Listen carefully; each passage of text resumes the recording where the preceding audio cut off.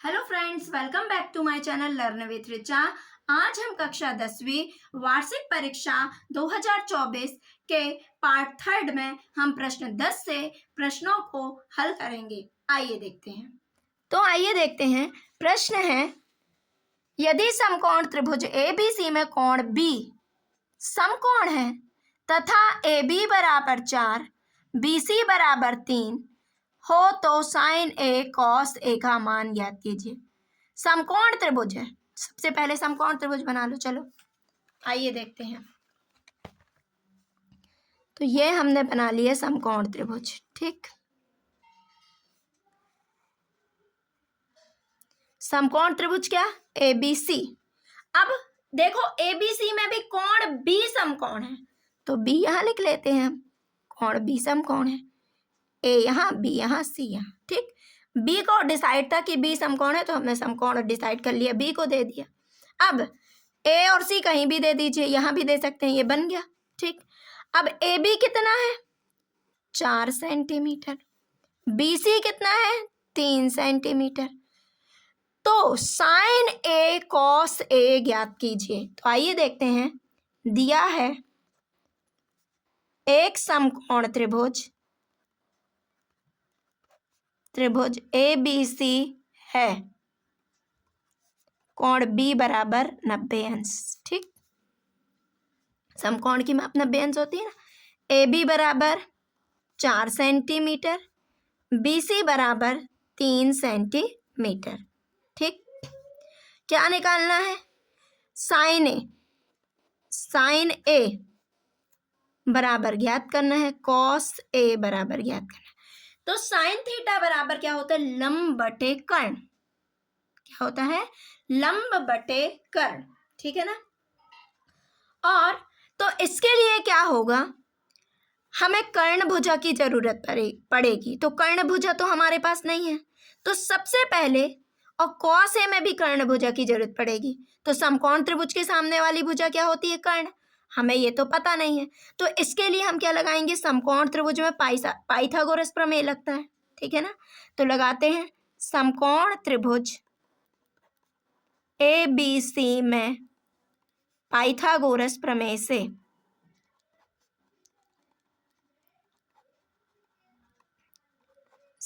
ठीक है ना, क्या होता है? बड़ी भुजा का वर्ग अन्य दो भुजाओं के वर्गों के योग के बराबर होता है। तो बड़ी भुजा ये कहलाएगी समकोण त्रिभुज के सामने वाली भुजा। तो AC का वर्ग बराबर अन्य दो भुजाओं के वर्गों का योग, AB का वर्ग धन BC का वर्ग। ये AB कितना है? 4, BC कितना है? 3, 4 चौके 16, 3 तिरका 9, AC स्क्वायर। तो 16 9 कितना हुआ? 25। ये किसका वर्ग होता है? 5 का वर्ग होता है। तो AC बराबर कितना हो गया? 5 सेंटीमीटर। ठीक, अब ये लिख दिया हमने 5 सेंटी। हमें क्या निकालना है? Sign A। क्या निकालना है? Sign A। ध्यान दीजिए, ये है साइन A। ठीक है ना, साइन A ये है। तो आपको पता होना चाहिए कि न्यून कोण के सामने वाली भुजा क्या कहलाएगी? लंब, है ना। न्यून कोण के सामने वाली भुजा क्या कहलाएगी? लंब। तो साइन A बराबर क्या होता है? लंब बटे कर्ण। क्या होता है? लंब। साइन थीटा बराबर लंब बटे कर्ण। चूंकि कोण A न्यून कोण है, कोण A न्यून कोण है, तो ये भुजा क्या हो जाएगी? लंब। इसको सबसे पहले लिख लो आप, BC बटे क्या हो जाएगा? कर्ण। कर्ण तो परिवर्तित नहीं होगा, AC। तो BC का मान कितना है? 3 और AC का मान 5। ये आ गया। इतना बस ध्यान रखिए आप। ठीक है ना। अब कॉस ए भी निकालना है। तो याद रखो, जब न्यून कोण ये है, तो न्यून कोण के सामने वाली भुजा लंब ये कहलाएगी। तो ये क्या कहलाएगी? आधार। तो सूत्र क्या होता है? आधार बटे कर्ण। आधार बटे कर्ण, ये लिख लिया। तो न्यून कोण के सामने वाली भुजा लंब है, तो ये लंब हुई, तो ये क्या हुआ? आधार। तो ये आधार से यहाँ लिख लो, AB बटे कर्ण AC। ये चैन नहीं हो। AB का मान कितना है? 4, AC का मान 5। ये हो गया, आंसर आ गया। ठीक है ना। अब अगला प्रश्न, मान ज्ञात कीजिए। sin 60 plus cos 30 plus sin 30 cos 60। यदि आपको मान याद है, इनकी वैल्यूज याद है आपको, तो आप वैल्यू पता है यदि आपको, तो आप इन प्रश्नों को आसानी से कर लेंगे, बहुत ही आसान प्रश्न है। तो प्रश्न है sign 60 degree cos 30 degree plus sign 30 degree cos 60 degree. ठीक, तो इसमें कुछ नहीं है, माइन साइन 60 का क्या होता है √3/2, कॉस 30 का कितना होता है √3/2, साइन 30 1/2, कॉस 60 1/2। ठीक, तो √3 3/4 प्लस 1 2 2 दो दूनी 4, तो क्या हो जाएगा एलसीएम 4 3 धन 1। ठीक है ना, तो 4/4, 4 एकम 4, कितना आएगा मान 1। ये हो गया आंसर। सिद्ध कीजिए कि वृत्त के व्यास की सिरों पर खींची गई स्पर्श रेखाएं समांतर होती हैं। तो आप इस प्रश्न को आप मेरी निदानात्मक कक्षाओं हेतु मॉड्यूल में मैंने सॉल्व करवाया है, तो आप वहां जाकर देख सकते हैं। एक बिंदु Q से एक वृत्त पर स्पर्श रेखा की लंबाई 24 सेंटीमीटर है तथा Q की केंद्र से दूरी 25 सेंटीमीटर है, तो वृत्त की त्रिज्या ज्ञात कीजिए। ठीक है, तो एक बिंदु Q से, ठीक है ना, वृत्त पर स्पर्श रेखा की लंबाई, तो आइए देखते हैं। बिंदु Q से पहले वृत्त बना लेते हैं। यदि आप प्रश्न समझ जाएंगे तो आपसे सवाल बन ही जाएगा। एक बिंदु Q से, तो बिंदु Q ये ले लिया, Q से वृत्त पर स्पर्श रेखा की लंबाई, ये हो गई स्पर्श रेखा की लंबाई कितनी है 24 सेंटीमीटर। ठीक, स्पर्श रेखा क्या होती है, जो वृत्त को केवल एक बिंदु पर प्रतिच्छेद करती है। ठीक है ना, यह है केंद्र की लंबाई 24 सेंटीमीटर। क्यू की केंद्र से दूरी कितनी है 25 सेंटीमीटर। तो वृत्त की त्रिज्या ज्ञात कीजिए। तो सबसे पहली बात ये तो हो गया, हमको पता है कि त्रिज्या जो होती है स्पर्श बिंदु पर क्या होती है, लंब होती है। क्या होती है, लंब। ठीक, जब ये लंब है तो ये क्या हो जाए, समकोण त्रिभुज बना, तो ये क्या हो जाएगी कर्णभुजा, और ये अन्य दो भुजाएं हो जाएंगी। इसको O दे देते हैं, इसे हम A दे देते हैं। ठीक है ना, तो आप लिखिए स्पर्श रेखा की लंबाई, या दिया है स्पर्श रेखा की लंबाई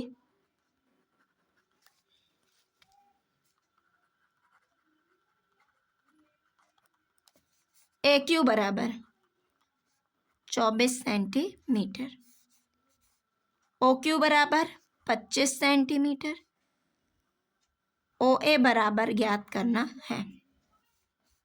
ठीक है ना, OA लंब किस पर है, OA लंब है AQ पर। क्यों, क्योंकि त्रिज्या जो वृत्त की त्रिज्या स्पर्श बिंदु पर क्या होती है, लंब होती है। ठीक है ना, इस प्रमेय से अपन ने किया है। तो क्या हो जाएगा, समकोण त्रिभुज OAQ में पाइथागोरस प्रमेय से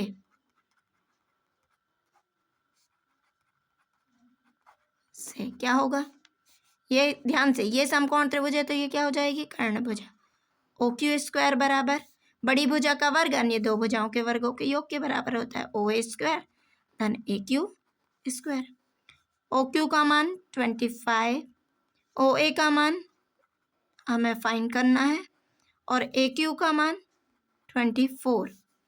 तो 25 का वर्ग क्या होगा 625, और 24 का वर्ग क्या होगा 576, 576। ठीक है ना, तो 625 ऋण 576 बराबर OA²। तो क्या हो जाएगा 9, 4 बचेंगे और ये कैंसिल, OA²। तो कितना बचा 49, ये किसका वर्ग है 7 का वर्ग बराबर OA²। तो क्या हो जाएगा 7 7 49 बराबर OA। घातें समान है तो आधार भी क्या हो जाएंगे, समान हो जाएंगे। OA बराबर 7, या ऐसा भी लिख सकते हैं इसको 7 सेंटीमीटर। अतः त्रिज्या की लंबाई क्या होगी? 7 सेंटीमीटर। अतः वृत्त की त्रिज्या 7 सेंटीमीटर है। 15 मीटर भुजा वाले एक वर्गाकार घास के मैदान के एक कोने पर लगे खूंटे से एक घोड़े को 5 मीटर लंबी रस्सी से बांध दिया गया है। ज्ञात कीजिए कि मैदान के उस भाग का क्षेत्रफल जहां घोड़ा घास चर सकता है। तो मैदान कैसा है? वर्गाकार है, ठीक है ना। और वहां पर घोड़े को एक रस्सी से 5 मीटर लंबी रस्सी से बांध दिया गया है। तो वो कितना घास चर सकता है, कितने क्षेत्रफल पर? तो आइए देखते हैं। एक वर्गाकार घास का मैदान है, ये बना हुआ है, ठीक। कितने मीटर लंबा है? 15 मीटर भुजा वाला है, ठीक। इससे 5 मीटर लंबी रस्सी से क्या किया गया है? एक घोड़े को बांध दिया गया है। तो घोड़ा क्या करेगा? जितनी रस्सी है उतना ही भाग चलेगा ना, ठीक। तो ये जितनी लंबी रस्सी है उतना ही भाग चलेगा। तो ये क्या कहलाएगा? त्रिज्यखंड हो गया ना। क्या हो गया? त्रिज्यखंड हो गया। तो हमें क्या निकालना है? त्रिज्यखंड का क्षेत्रफल। तो यहाँ पर जो कोण बनेगा वो कितना होगा? 90 अंश। क्या होगा? 90 अंश। तो रस्सी की दिया है, रस्सी की लंबाई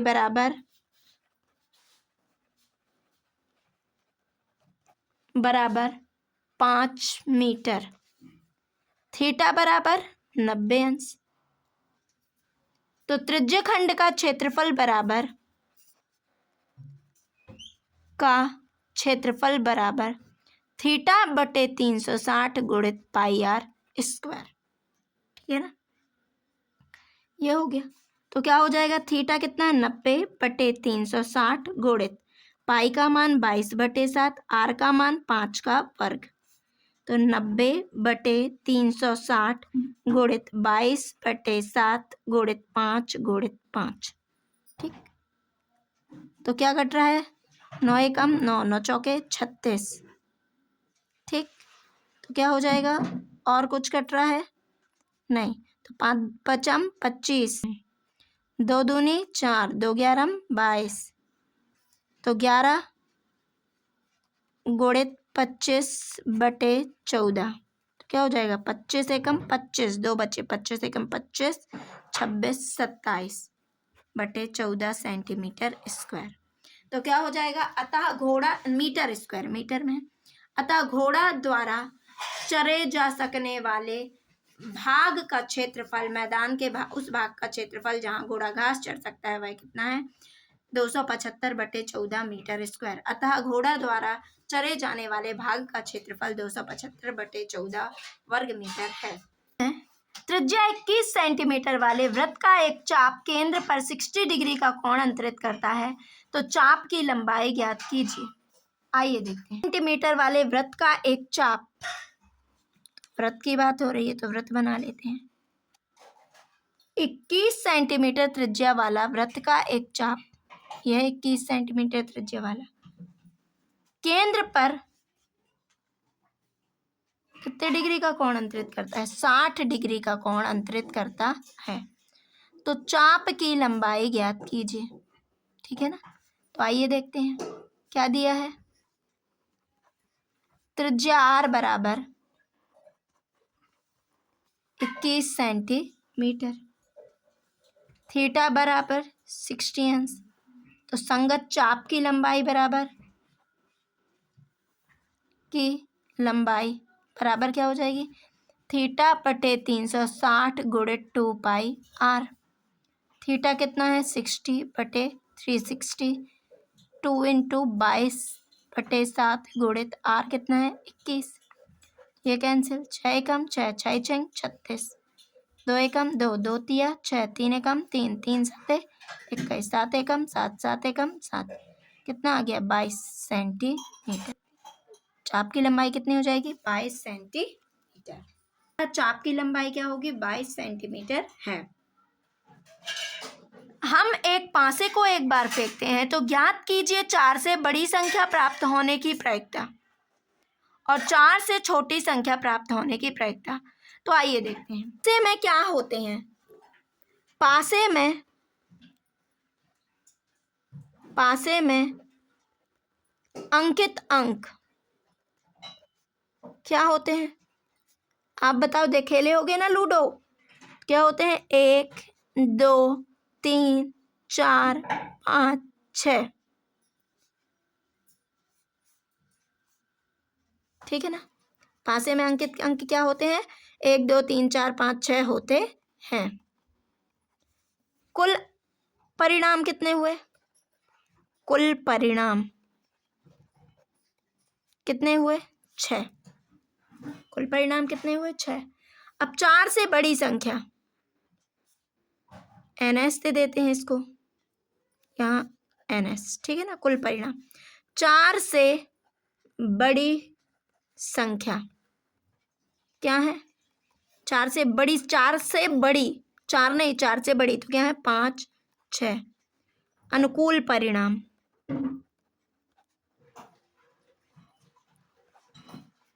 कितने हैं? 2। हाँ, यहाँ लिख लीजिएगा NE। ठीक है ना? तो 4 से बड़ी संख्या आने की प्रायिकता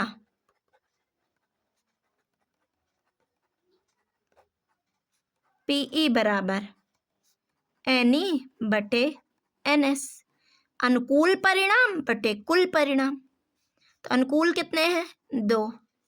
कुल कितने हैं? 6। तो क्या हो गई? 2 एकम 2, 2 तिया 6। कितनी हुई प्रायिकता? 1/3। ठीक। छोटी संख्या 4 से छोटी संख्या बताओ क्या होती है पासे में? 4 से छोटी 1 2 3। ठीक है ना? तो अनुकूल परिणाम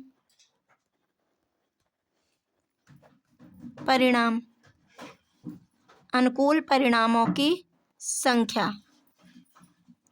ठीक है ना, NE बराबर 3। तो 4 से छोटी संख्या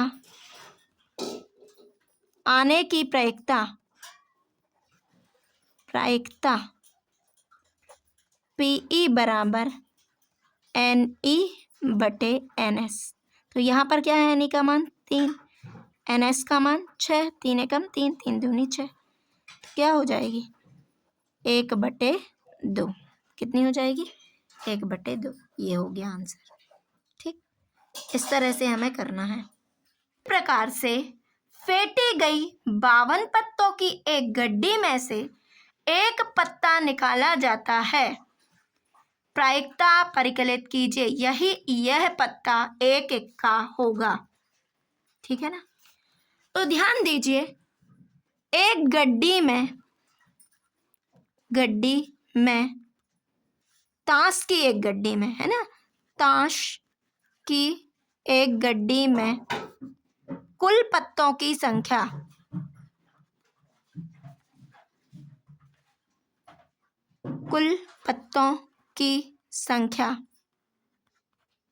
बराबर 52। कितनी है? 52। कुल परिणाम भी कितने हो गए? 52। अब एक पत्ता इक्के का हो तो इक्कों की कुल संख्या, है ना, इक्का के पत्तों की कुल संख्या NE। तो कितने पत्ते इक्के के होते हैं? कितने होते हैं? 4। ठीक है ना? तो क्या NE कितना हो गया? 4। तो इक्का होने की प्रायिकता, है ना, इक्का होने की प्रायिकता बराबर कितना हो गया? NE बटे NS। तो NE का मान कितना है? 4। NS का मतलब मान 52। 4 एकम 4, 4 एकम 4, 4 तिया 12। कितनी हो गई? 1/13। ठीक है ना? ये हो गई। अब आगे बढ़ते हैं, है ना, इक्का ना होने की प्रायिकता। तो कुल पत्ते कितने हैं? 52। इक्के कितने हैं? 4, और कुल बटे 52, है ना। तो 52 में से 4 गए, कितना बचेगा? 48 बटे 52। कुल पत्ते कितने हैं? 52, और 52 में से 4 कम कर देंगे तो इक्के नहीं होंगे, कम अलग हो जाएंगे वो। तो 48 बटे 52, तो क्या हो जाएगा? 4 एकम 4, 4 दूनी 8, 4 एकम 4, 4 तिया 12। प्रायिकता क्या हो गई? 12 बटे 13। तो इक्का ना होने की प्रायिकता, ठीक, क्या हो जाएगी? 12 बटे 13। इस तरह से हमें इन प्रश्नों को हल करना है।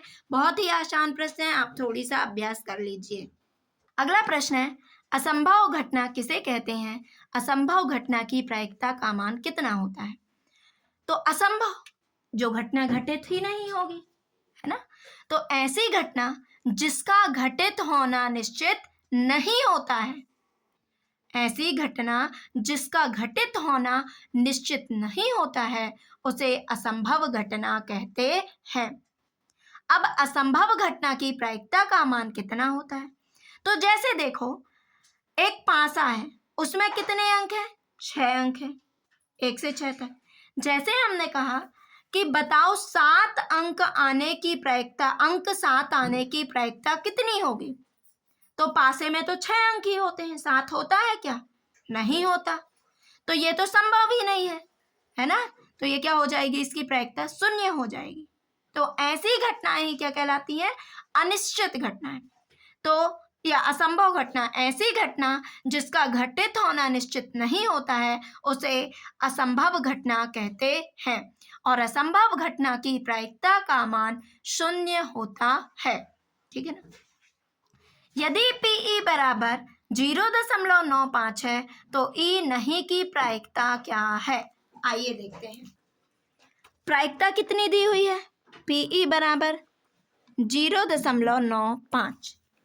तो ना होने की प्रायिकता पीई बार बराबर ज्ञात करना है। तो हम क्या जानते हैं? किसी घटना के होने तथा ना होने की प्रायिकता का योग कितना होता है? 1। तो पीई का मान कितना है? 0.95 धन पीई बार बराबर 1। तो पीई बार बराबर 1 ऋण 0.95। तो क्या हो जाएगा? इसको घटाइए। यदि आपसे नहीं बनता तो आप इस तरह से घटा सकते हैं, ठीक। कितना आ जाएगा? 0.05, ठीक, इस तरह से। तो ना होने की प्रायिकता क्या हो जाएगी? 0.05। तो आप इन प्रश्नों का ज़्यादा से ज़्यादा अभ्यास कीजिए और मेरे साथ जुड़े रहिए। मेरे चैनल को लाइक शेयर एंड सब्सक्राइब करना मत भूलिए। Thank you for watching.